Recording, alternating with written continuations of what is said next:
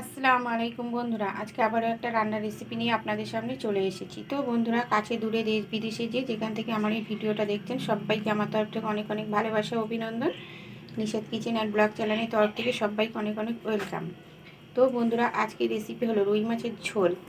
আলু ফুলকপি দিয়ে রুই মাছের ঝোলের তরকারি রেসিপি বানিয়ে আপনাদের সঙ্গে শেয়ার করবো। আপনারা পুরো ভিডিওটা দেখতে থাকুন। এখানে আলু ফুলকপি পরিষ্কার করে কেটে ধুয়ে নিয়েছি। আর এখানে রুই মাছ তো পরিষ্কার করা আছে, এটাকে আমি আগে থেকে লবণ মাখিয়ে রেখেছি। এবারে আমি এটাকে হলুদ মাখিয়ে নেব। এদিকে আমি কড়াটা বসিয়ে দিয়েছি, কড়াটা গরম হয়ে গেছে, সর্ষের তেল দিয়ে দেব।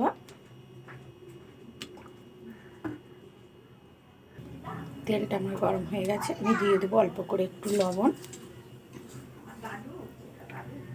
আর একটু হলুদ গুঁড়ো। মাছগুলো এদিকে আমি ভাজতে শুরু করে দিলাম। এবার আমি একটা মশলার পেস্ট বানিয়ে নেব। এদিকে আমি একটা পেস্ট বানাবো, তার জন্য দিয়ে দেবো জিরে, 1.5 চামচ মতো জিরে নিয়েছি। দিয়ে দেবো শুকনো লঙ্কা, কাঁচা লঙ্কা, দিয়ে দেবো আদা, আর দিয়ে দেবো রসুন কুচি। অল্প করে একটু জল দিয়ে এটাকে আমি গ্রেট করে নেব।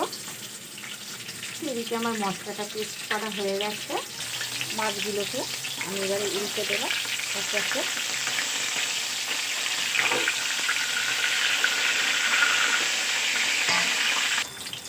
তো মাছগুলো আমার ভাজা হয়ে গেছে, এবারে একে একে আমি মাছগুলো তুলে নেব।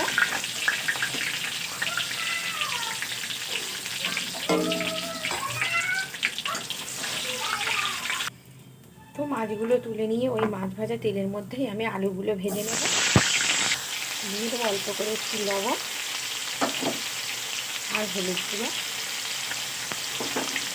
আলুগুলোকে আমি লাল লাল করে ভেজে নেব।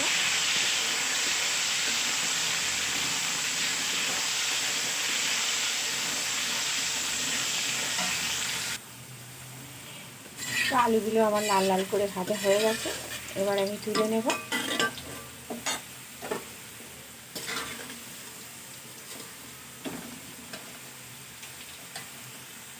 আলুগুলো তুলে নিয়ে ওই তেলের মধ্যে আবার দিয়ে দিলাম ফুলকপিগুলো, দিয়ে দেবো হলুদ গুঁড়ো আর লবণ, দিয়ে ফুলকপিগুলোকেও আমি লাল লাল করে ভেজে নেব।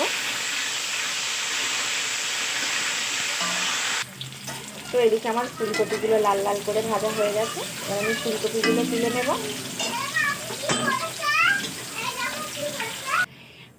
তো ফুলকপি তুলে নিয়ে আমি ওই তেলের মধ্যে দিয়ে দেবো এবারে পেঁয়াজ কুচি। এখানে ফোড়নে কোনো কিছু আমি দেবো না।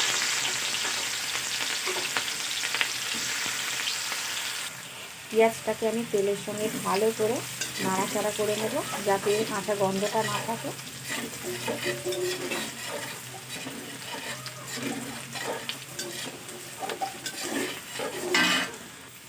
তো এদিকে আমার পেস্টটা পেঁয়াজ কুচিটা তেলের সঙ্গে খুব ভালো করে নাড়াচাড়া করে ভেজে নিয়েছি। কালারটাও খুব সুন্দর হয়েছে। এবারে দিয়ে দেবো আমি টমেটো কুচি। টমেটোকে পেঁয়াজের সঙ্গে আরেকটু নাড়াচাড়া করে নেব।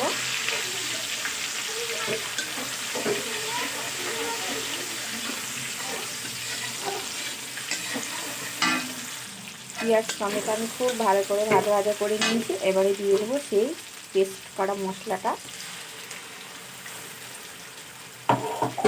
মশলা, পেঁয়াজ আর টমেটো আরেকটু ভালো করে নাড়াচাড়া করে নেব, যাতে এর কাঁচা গন্ধটা না থাকে।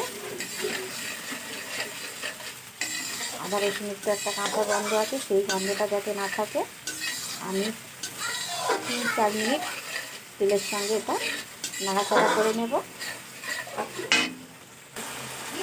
সমস্ত মশলা আমার খুব ভালো করে তেলের সঙ্গে কষানো হয়ে গেছে। এরপরে দিয়ে দেবো আমি কিছু গুঁড়ো মশলা। এখানে গুঁড়ো মশলার মধ্যে দিয়ে দেবো অল্প করে একটু হলুদ, যেহেতু হলুদ দিয়ে আমি আলু কপি খুব ভালো করে ভেজে নিয়েছে, ওই জন্য এখানে আমি একটু কালারের জন্য অল্প করে একটু হলুদ গুঁড়ো দিয়ে দেবো। আর দিয়ে দেবো কাশ্মীরি লঙ্কার গুঁড়ো।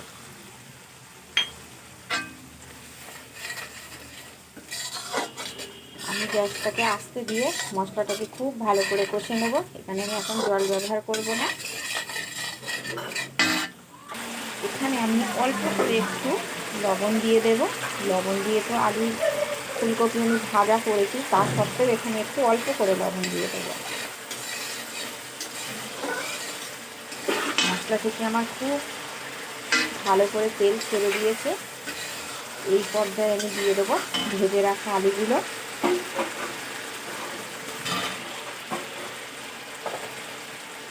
আলুগুলো একটু নাড়াচাড়া করে নিয়ে তারপরে দিয়ে দেব ফুলকপিগুলো। তো ফুলকপিগুলোও আমি দিয়ে দিলাম। আলু ফুলকপি খুব ভালো করে একসঙ্গে আমি এটাকে মশলার সঙ্গে একটু কষিয়ে নেব।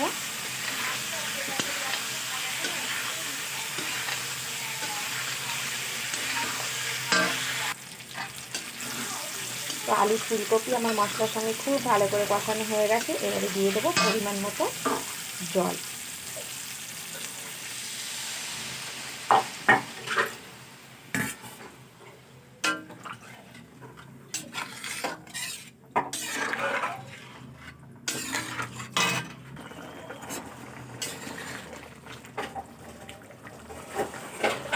এখানে আলু কপি আমার খুব ভালো করে সিদ্ধ হয়ে গেছে। এবারে দিয়ে দেবো ভেজে রাখা মাছগুলো।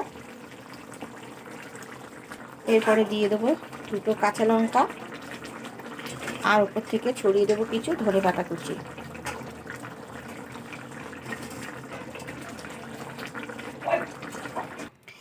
তো বন্ধুরা, রুই মাছের ঝোল আলু ফুলকপি দিয়ে আমার একদম রেডি। আমার রেসিপিটা যদি আপনাদের ভালো লেগে থাকে তাহলে অবশ্যই লাইক কমেন্ট শেয়ার এবং সাবস্ক্রাইব করে আমার পাশে থাকবেন। দেখা হচ্ছে অন্য কোনো ভিডিওর সঙ্গে, অন্য কোনো রেসিপির সঙ্গে। ততক্ষণ আপনারা ভালো থাকবেন, সুস্থ থাকবেন আর সাবধানে থাকবেন। আজকের মতো আল্লাহ হাফেজ।